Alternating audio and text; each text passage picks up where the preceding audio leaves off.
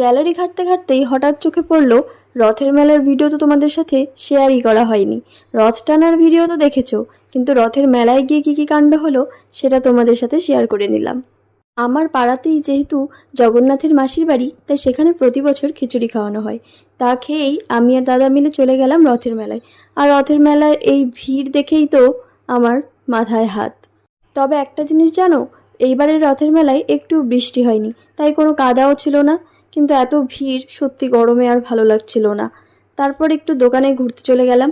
রথের মেলা মানেই তো জিলিপি, গজা, নিমকি, নানান রকমের খাওয়া দাওয়া, তাই না? দাদা তো কোন দোকান থেকে খাবে ভাবতে ভাবতেই আগেই টেস্ট করা শুরু করে দিল। বলল, টেস্ট করে খেয়ে দে, তারপরই দেখে নেব। সেখান থেকে বেরিয়ে আমরা চলে গেলাম রোল খেতে।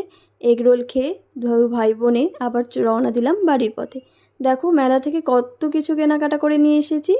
ভিডিওটা তোমাদের ভালো লাগলে অবশ্যই সাবস্ক্রাইব করে দিও চ্যানেলটা।